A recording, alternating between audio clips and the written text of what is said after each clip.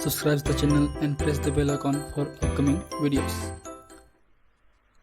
Hello friends, welcome to my channel Pharmacology Concepts by Rajesh Chaudhary, and in this video I will discuss about the basic introduction to the human anatomy and physiology. तो आज की video में हम बात करेंगे human anatomy and physiology के basic introduction के बारे में। जो ये टॉपिक है वो बेसिकली बायोलॉजिकल फील्ड से है, बायोलॉजी स्ट्रीम से है, जो बेसिकली आपके मेडिकल हो, बायोलॉजी की हो या फिर नर्सिंग की हो या फार्मेसी की हो, उन सारे सब्जेक्ट में जो बेसिकली आपके बायोलॉजी पढ़ते हैं, एचएपी पढ़ते हैं, उसको ये कवर करने वाला है। And if you want to watch my more videos or previous videos regarding the human anatomy and physiology, you can check description box below or by using link given in the I button. So now let's discuss about the topic.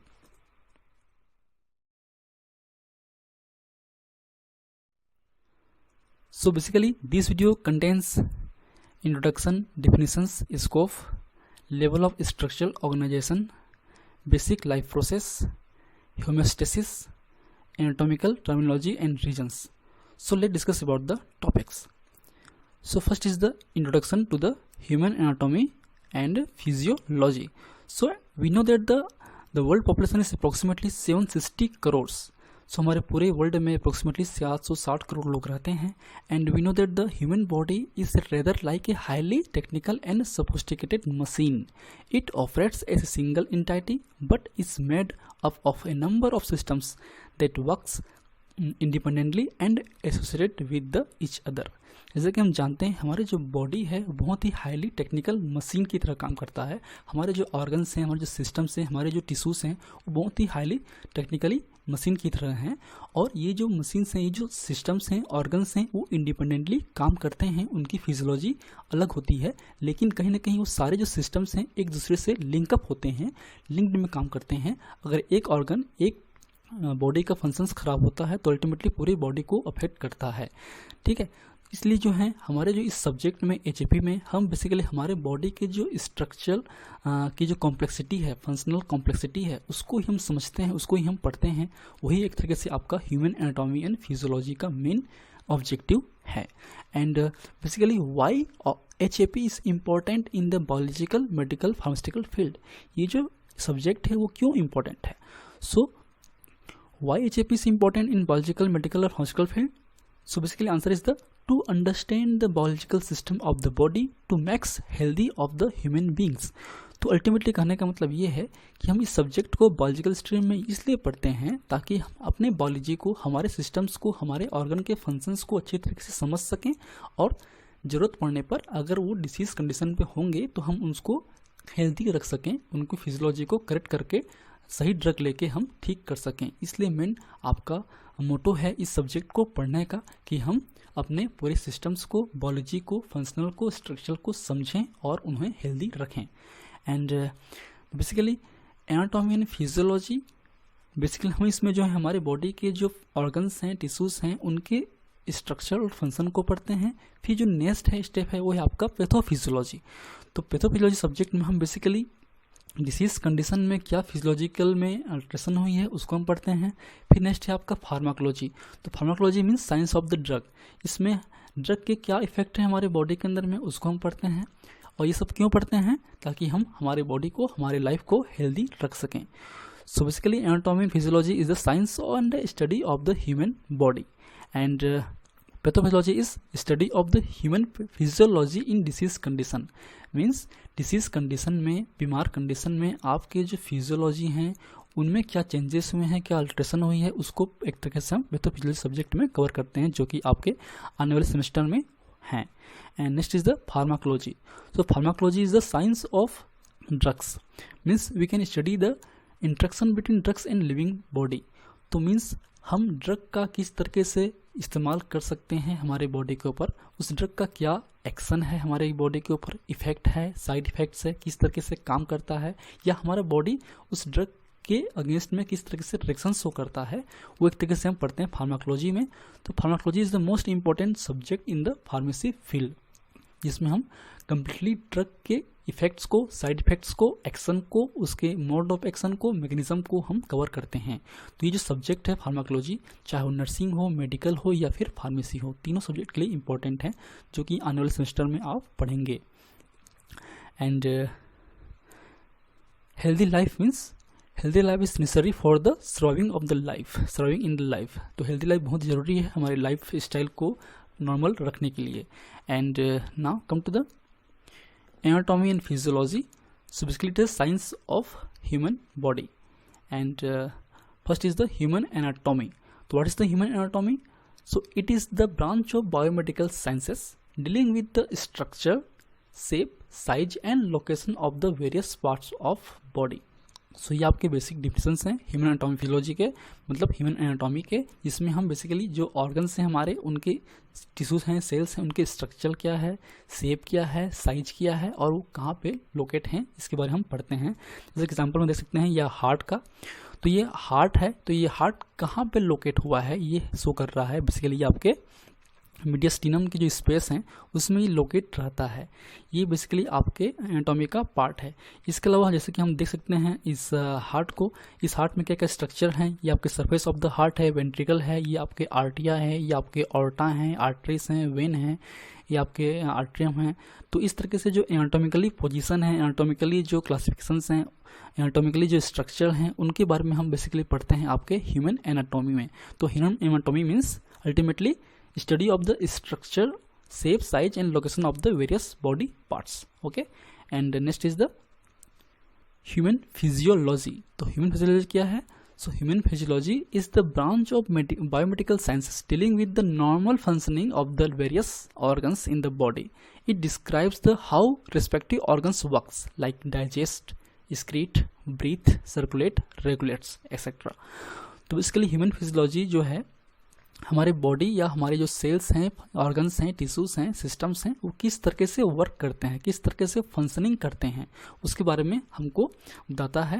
Basically जैसे कि आपके बात करें GIT हो या digestive system हो, वो किस तरीके से आपके फूड्स को डाइजेस्ट करता है। आपका जो हार्ट है या सर्कुलेटरी सिस्टम्स हैं वो किस तरीके से पूरे ब्लड को पूरी बॉडी में सर्कुलेट करता है। जैसे कि आपका ब्रेन है या नर्वस सिस्टम है, वो किस तरीके से हमारे बॉडी के जो सेंसेस हैं उसको कंट्रोल करता है। तो अल्टीमेटली हम जो फिजियोलॉजी है वो आपके फंक्शनिंग को इंडिकेट करता है। जैसा कि हम देख सकते हैं ये आपका हार्ट है और हार्ट किस तरीके से पंप करता है ये आप इजीली देख सकते हैं। इनकी एक पैटर्न होती है पंप करने की, और ये आपका एसी नोड है, ये एवी नोड है, ये आपके कंडक्टिव फाइबर्स हैं, ये आपके मसल्स हैं। तो बेसिकली आपका जो वेन्स से आपके ब्लड आते हैं आर्टरिया पे, वो फिर वेंट्रिकल्स में पहुंचते हैं और फिर वो आपके पूरे बॉडी से में सर्कुलेट होते हैं इस तरीके से, जैसे कि हम सिंपली एक्सप्लेन कर रहे हैं। ठीक है, तो फिजियोलॉजी मतलब होता है फंक्शनिंग, किस तरीके से ये हार्ट जो है आपके बीट कर रहा है, पंप कर रहा है ब्लड को। तो pumping of the blood is the main function of the heart, but how, उसको हम बेसिकली ह्यूमन फिजियोलॉजी में पढ़ते हैं। ठीक है, and next is the sub division of the anatomy. First is the surface anatomy, so is also called superficial anatomy and visual anatomy.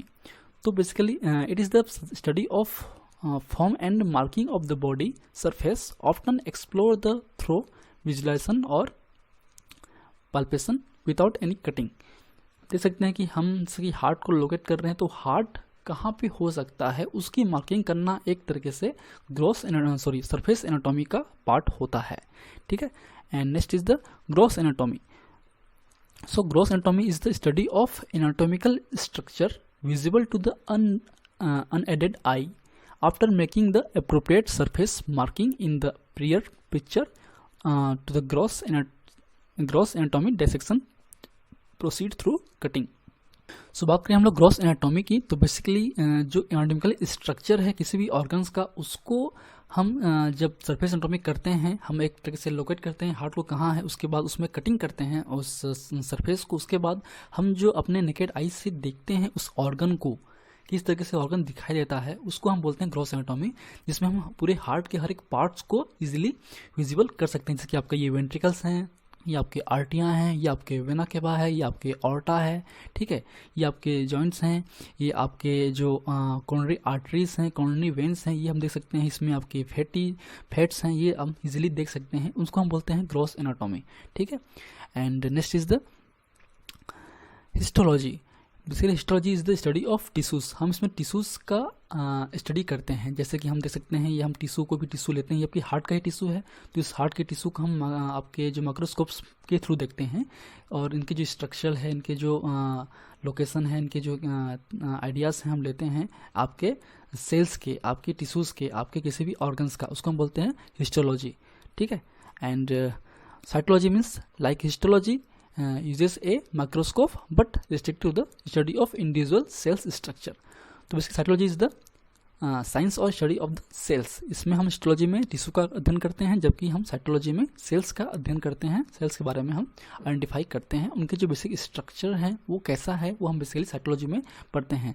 तो इसके लिए अलग आपके टिश्यूज़ हैं, जैसे कि एंडोमेट्रियम है, जो फाइबर्स हैं, ये आपके मायोकार्डियम या फिर कार्डियक मसल्स हैं, तो ये हम अलग देख सकते हैं आपके स्ट्रक्चर को। And next is the pathology। So pathology is the study of anatomical changes due to the disease। तो डिसीज होने के कारण हमारे जो एनाटॉमिकल स्ट्रक्चर है ऑर्गन का, वो क्या चेंजेस हो रहे हैं उनमें, उसका अध्ययन एक तरीके से पैथोलॉजी का पार्ट है। And next is the sub division of physiology. So physiology means functioning of the body, ठीक है।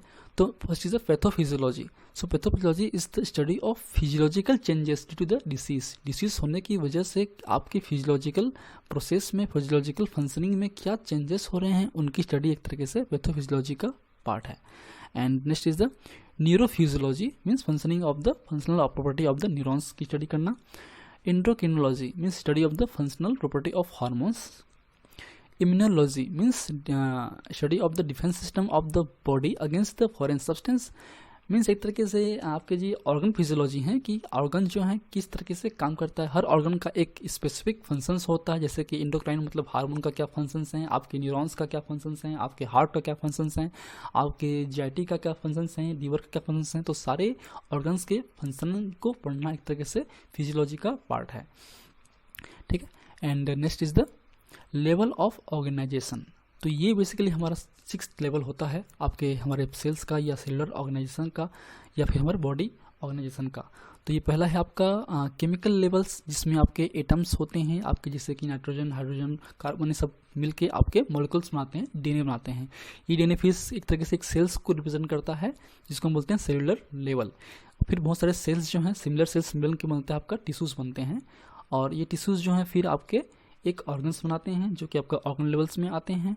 ये फिर ऑर्गन एक तरीके से पूरी सिस्टम्स को इंडिकेट करता है कि जैसे कि ऑर्गन स्टमक है तो ये जीआईटी का पार्ट है, तो फिर ये आपके ये जो टिश्यूज़ हैं वो आप एक तरह से जीआईटी बनाएंगे, और ऐसे बहुत सारे सिस्टम्स मिलके हमारे पूरे एक ऑर्गेनिज्म लेवल को या फिर एक ह्यूमन बींग को क्रिएट करते हैं। तो ये आपके 6 लेवल होते हैं हमारे ऑर्गेनाइजेशन के, सेलुलर ऑर्गेनाइजेशन के, जिसमें chemical, cellular, tissues, organ, system and organism होते हैं। तो बात करते हैं हम इंडिविजुअल सबकी। तो first is the chemical levels, means इसमें जो एटम्स हैं वो मॉलिक्यूल्स स्ट्रक्चर बनाते हैं, जैसे कि डीएनए। सेकेंड है आपका cellular level, means cells are the smallest independent units, that is a structural and functional unit of the living matters and there are trillions of them within the body. हमारे body के अंदर में जो sales हैं वो बहुत सारे अलग टाइप्स के होते हैं और बहुत ज़्यादा ट्रिलियंस अमाउंट में होते हैं, ठीक है। तो सेल्स को रिप्रेजेंट करना एक तरीके से सेलुलर लेवल है, और ये सेल्स ही आपके टिश्यूज बनाएंगे। And next is the tissue level. तो tissues are the group of cells that works together to perform a similar functions. तो एक तरीके से जो टिश्यूज हैं वो बहुत सारे सेल्स से मिलकर बना होता है सिमिलर, और जो कि सिमिलर फंक्शंस को इंडिकेट करते हैं, जैसे कि आपका एपिथेलियल या एपिथेलियम है, कनेक्टिव टिश्यूज हैं, मस्कुलर टिश्यूज हैं या फिर न्यूरॉन्स हैं, ये आपके टिश्यूज हैं। फॉर एग्जांपल ये आपका एपिथेलियम टिश्यूज है, जिसको हम देख सकते हैं इस तरीके से ये इसका स्ट्रक्चर होता है। फिर ये आपका ये कनेक्टिव टिश्यूज हैं, फिर ये आपका मस्कुलर टिश्यूज हैं, ये आपके स्केलेटल मसल्स के स्ट्रक्चर हैं, ये आपके स्मूथ मसल्स के हैं, या आपके कार्डियक मसल्स के हैं। इनके बारे में हम डिटेल पढ़ेंगे जब इनके जो स्पेसिफिक क्लास होंगे आपके उसमें। फिर ये आपके न्यूरॉन्स हैं, ये आपके न्यूरॉन्स हैं, ठीक है। तो हर एक सेल्स मिलके, बहुत सारे सेल्स मिलके एक टिश्यूज क्रिएट करते हैं, तो वो है आपका टिश्यूज लेवल। फिर नेक्स्ट है आपका organ level. Organs are the structural compost of the 2 or more different type of tissues, all but the simplest of organs have all 4 basic tissues represented। तो जो कोई भी ऑर्गन्स हैं कहीं ना कहीं वो जितने भी टिश्यूज़ हैं, एपिथेलियल है, कनेक्टिव है, मस्कुलर है, आपके न्यूरॉन्स हैं, सारे से मिलकर एक ऑर्गन्स बनता है, जैसे कि ये आपका स्टमक है। सो ये जो स्ट्रक्चर देख रहे हैं वो आपके बेसिकली स्टमक का है। तो ये स्टमक का बेसिक स्ट्रक्चर है, जिसमें आपके पारोलस हैं, फंडस हैं, आपके कव्स हैं, म्यूकोसास हैं, बॉडी हैं, सिरोसा हैं, फंडस, इसोफेगस, ये सारे जो हैं कहीं ना कहीं टिश्यूज से मिलकर बनते होते हैं, अलग टिश्यूज से मिलकर बने होते हैं, जो कि एक तरीके से जीआईटी या डाइजेस्टिव सिस्टम का पार्ट है, जो कि हम आने वाले क्लासेस में पढ़ेंगे बाद में। ठीक है, तो बहुत सारे टिश्यूज मिलकर आपके एक ऑर्गन को क्रिएट करते हैं, और ये ऑर्गन एक तरीके से इनकी फंक्शंस इंडिविजुअल होती हैं, और बहुत सारे ऑर्गन्स मिलकर एक सिस्टम को क्रिएट करते हैं, जो कि आते हैं आपके सिस्टम लेवल पे। Organs make the system. तो जैसे कि हमारे बॉडी में 11 सिस्टम्स होते हैं, 11 तंत्र होते हैं, जिसमें फर्स्ट है आपका डाइजेस्टिव सिस्टम, सेकेंड है आपका मस्कुलर सिस्टम, थर्ड है आपका इंटीगुमेंटरी सिस्टम, फोर्थ है आपका लिम्फेटिक सिस्टम, फिफ्थ है आपका इंडोक्राइन सिस्टम, सिक्स है आपका नर्वस सिस्टम, सेवन है आपका स्केलेटल सिस्टम, फिर एट है आपका male and female reproductive system, फिर नाइन्थ है आपका रेस्पिरेटरी सिस्टम, फिर आपका यूरिनरी सिस्टम या एक्सक्रीटरी सिस्टम, और आपके लास्ट हैं आपके सर्कुलेटरी सिस्टम। तो ये बेसिकली आपके 11 ऑर्गन सिस्टम्स होते हैं, जो हमारे बॉडी में इंडिविजुअली वर्क करते हैं और एक दूसरे के साथ भी वर्क करते हैं। इनकी जो वर्किंग फंक्शन है, कॉम्प्लेक्सिटी है, वो एक दूसरे के साथ में अटैच्ड होती हैं। तो ये होगी आपके ऑर्गन सिस्टम्स या सिस्टम लेवल्स, और ये सिस्टम्स मिलकर बनाएंगे हमारे पूरे ह्यूमन बॉडी को। उसको बोलते हैं ऑर्गेनिज्म या organismal level. An organism consist of a collection of organ systems. जैसे कि ये ह्यूमन बींग्स हैं, ह्यूमन बींग्स में सारे जो ऑर्गन्स, जो 11 आपके जो सिस्टम्स हैं, वो कलेक्टिवली काम करते हैं। जैसे कि आपका ये लंग्स हैं, ये आपके हार्ट हैं, ये लीवर है, ये स्टमक है, ये इंटेस्टाइन्स हैं, ठीक है, ये आपके आर्टरीज वेन हैं, ये मसल्स हैं, ठीक। तो ये सारे मिलकर आपके एक ऑर्गेनिज्म को बनाते हैं, ह्यूमन बींग्स को बनाते हैं। So this is the level of cellular और level of organization. Now come to the basic life process. So there are 6 important life processes like metabolism, responsiveness, movement, growth, differentiation, reproduction. So basically आपके जो metabolism है किसी भी living things के, किसी भी आपके लिविंग ऑर्गेनिज्म के, किसी भी ह्यूमन बींग्स के, ये आपके मेजर 6 करेक्टरिस्टिक्स इंपॉर्टेंट प्रोसेस होते हैं लाइफ के, जिसमें हम बोल सकते हैं कि ये लिविंग है। तो हर एक सेल्स में या हर एक ह्यूमन बींग्स में ये चीज़ें होनी ही है। जैसे कि मेटाबॉलिज्म है, जिसमें आपके कैटाबॉलिक और एनाबॉलिक रिएक्शंस होते हैं, जिसको हम बोलते हैं उपापचय। फिर है आपका responsiveness, means response to the internal and external environmental changes.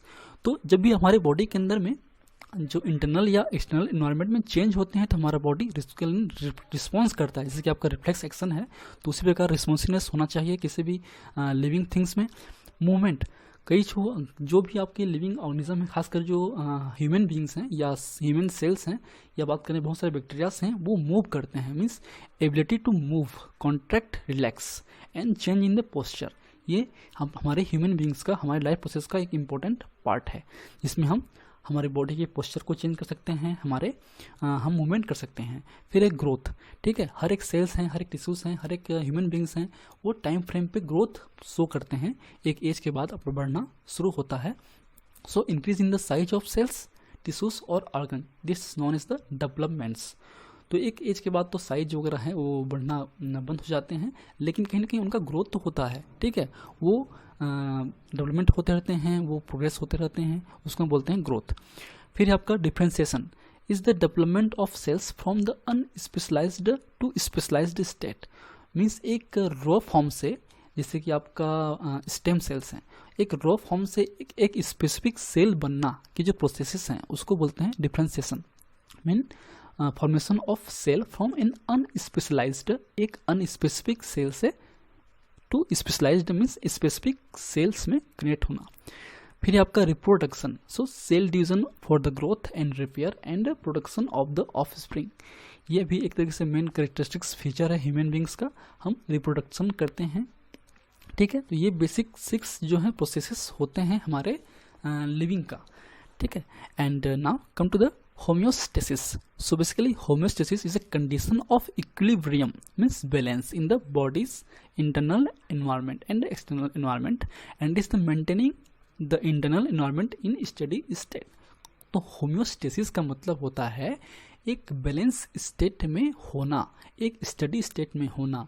जैसे कि हम जानते हैं हमारे बॉडी या हमारे ऑर्गन्स या हमारे सेल्स की जो फंक्शनिंग है वो बहुत ही नैरो रेंज पे हैं, वो फिक्स्ड होते हैं। सिंपल बात करें तो जैसे कि हार्ट है, हार्ट जो है एक फिक्स्ड रेट में बीट होते हैं। इंडिविजुअली ये अलग अलग हो सकता है। नॉर्मली जो रेंज हम बात करते हैं वो होता है 72 बीट्स पर मिनट, मीन्स 72 बार आपका दिल जो है वो बीट्स करता है, धड़कता है। तो ये कि उसका एक नॉर्मल रेंज है, तो 60 से 80 तक हो सकता है। अगर किसी कारणवश आपके हार्ट रेट हैं, हार्ट बीट हैं, वो बढ़ जाएंगे या कम हो जाएंगे, तो उसको वापस रिस्टोर करना, उसको बैलेंस रखना, उसको मेंटेन रखना 72 बीट्स पर मिनट पे एक तरीके से होम्योस्टेसिस का मेन काम है। तो इसमें बेसिकली जो है बात करें हम होम्योस्टेसिस की, बहुत सारे कंपोनेंट्स यूज़ होते हैं। अगर हम बात करें होम्योस्टेसिस की तो इसके लिए अलग से हम वीडियो बना चुके हैं, उसका भी लिंक हम दे रहे हैं नीचे डिस्क्रिप्शन बॉक्स पे या आई बटन पे, उसको आप जरूर देखिए, वो आपकी नेक्स्ट क्लास का पार्ट है होम्योस्टेसिस। इसमें जो बात करें कंपोनेंट्स की तो इसमें आपके मेन 3 कंपोनेंट्स होते हैं। एक होता है आपका सेंसर या रिसेप्टर्स, एक होता है कंट्रोल सेंटर्स, एक होता है इफेक्टर्स। तो जो भी स्टिमुलस है, जो भी एक्सटर्नल फैक्टर्स हैं जो कि हमारे उस जो होम्योस्टेसिस है, जो बैलेंस स्टेट है, उसको डिस्टर्ब करता है, उसको बोलते हैं स्टिमुलस। या तो बढ़ाएगा या घटाएगा, ठीक है। तो उस अल्ट्रेशन को सेंस करता है रिसेप्टर्स, वो सिग्नल भेजता है कंट्रोल सेंटर पे, मतलब नर्वस सिस्टम्स पे। फिर नर्वस सिस्टम्स आपके जो इफेक्टर ऑर्गन्स हैं जिसके थ्रू वो कंट्रोल होता है, उसको सिग्नल देता है कि उसको आप बैलेंस करिए। अगर वो बढ़ गया है उसको कम कीजिए, और अगर कम हुआ है तो उसको बढ़ाइए। तो एक तरीके से ये आपके 3 कंपोनेंट्स होते हैं जिसके बारे में हम डिटेल ऑलरेडी बात कर चुके हैं अलग सी वीडियो पे, उसको आप देखिए और समझिए, ठीक है। तो बेसिकली बात करें हम फीडबैक सिस्टम्स की, जो इस होम्योस्टेसिस के मेन पार्ट आते हैं, उसमें पहला है आपका नेगेटिव फीडबैक सिस्टम्स, जो कि होम्योस्टेसिस का मेन पार्ट है, and that is opposing feedback.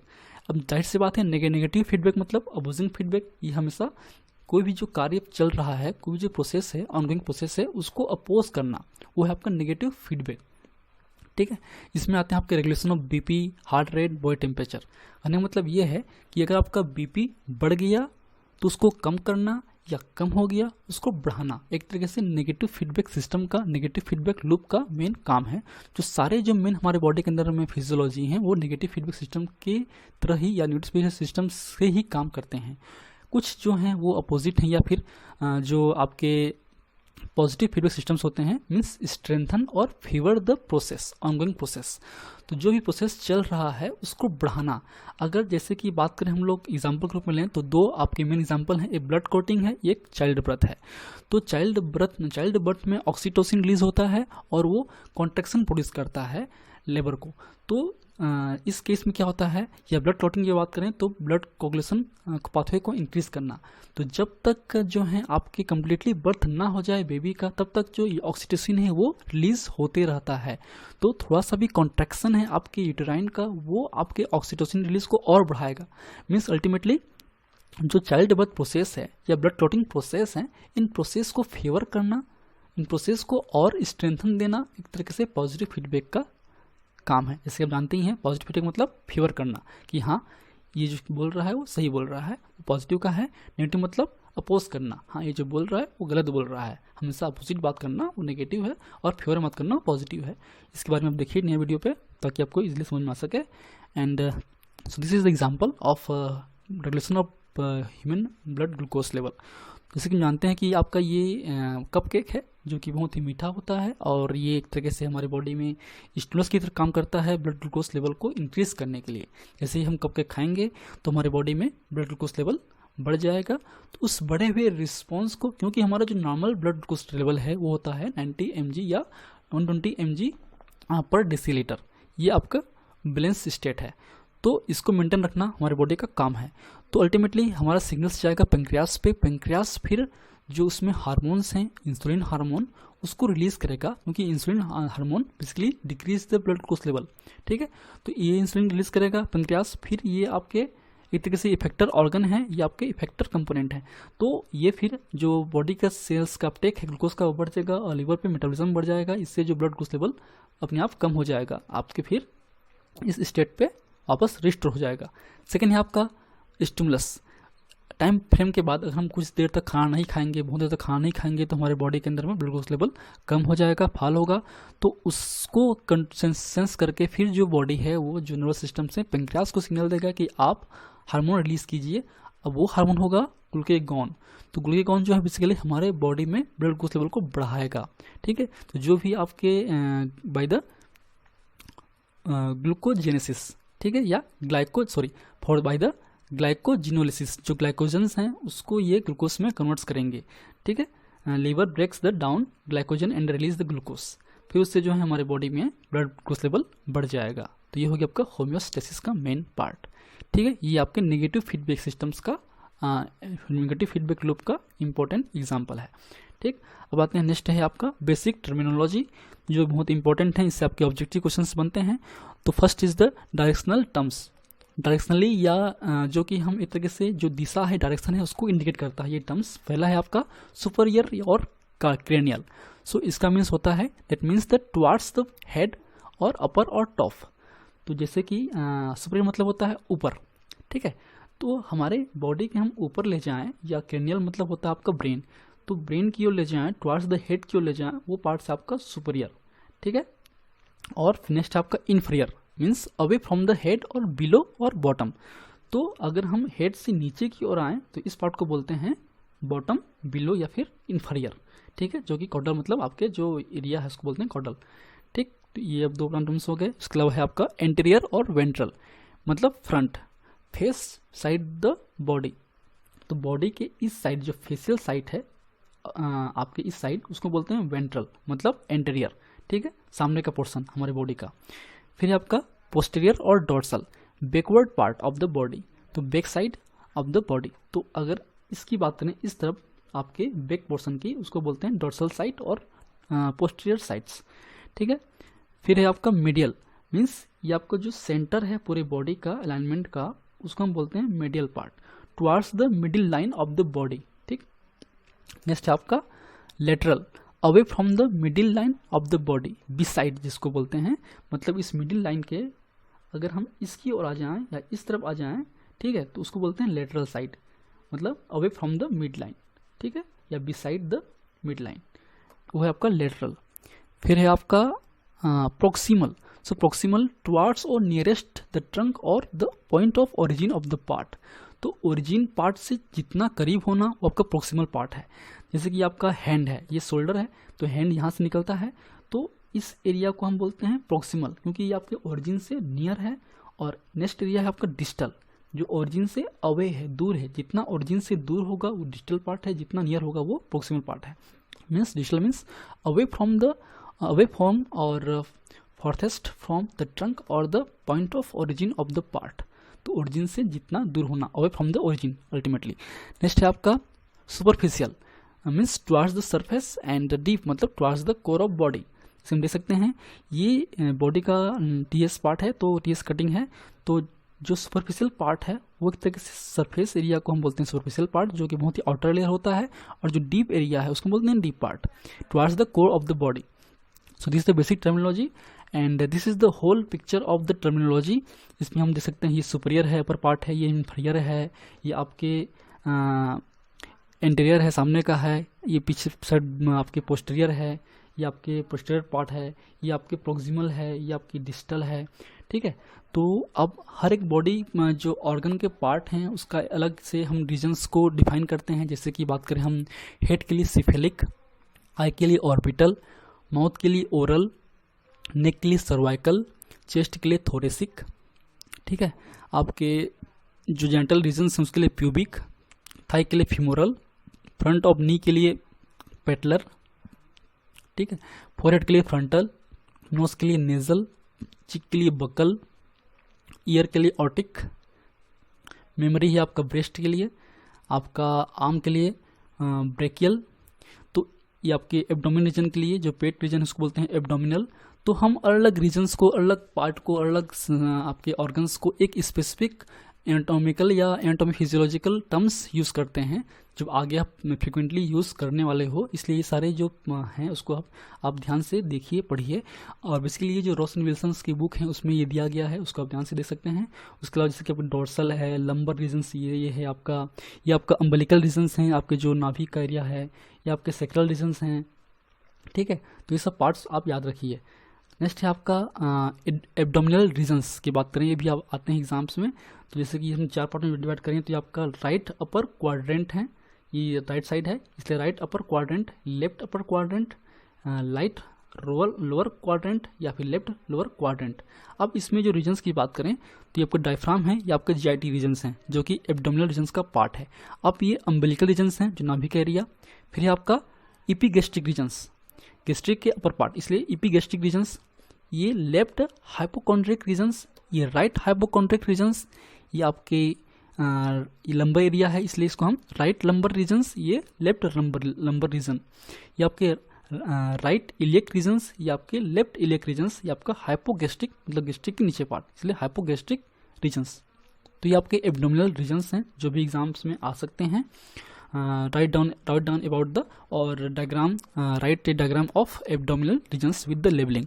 तो इस तरह से क्वेश्चंस आ सकते हैं। नेक्स्ट है आपका एब्डोमिनल कैविटीज या बॉडी कैविटीज। बॉडी कैविटीज मतलब बॉडी में जो इनर स्पेस है उसको हम बोलते हैं बॉडी कैविटीज, खांचा या जगह जिसमें हमारे ऑर्गन्स जो हैं फिट होते हैं, ऑर्गन्स उसमें प्लेस होते हैं। इसकी आप क्रेनियल कैविटी जिसमें आपके ब्रेन्स रहते हैं, या आपके स्पाइनल कैविटी जिसमें हम, या वर्टिब्रल कैविटी उसके हमारे जो स्पाइनल कॉर्ड्स हैं वो प्रेजेंस होते हैं, या आपके थोरेसिक कैविटी जिसमें चेस्ट का पार्ट है, इसमें लंग्स प्लेस रहते हैं, ठीक है। ये आपके डायफ्राम, ये आपके एब्डोमिनल कैविटी जिसमें आपके पूरे जीआईटी सिस्टम्स प्लेस रहते हैं, आपके पेल्विक कैविटी जिसमें आपके जो रिप्रोडक्टिव सिस्टम्स हैं, ऑर्गन्स हैं वो आपके प्रेजेंस होते हैं, ये आपके कम्प्लीटली एब्डोमिनल पेल्विक कैविटी है।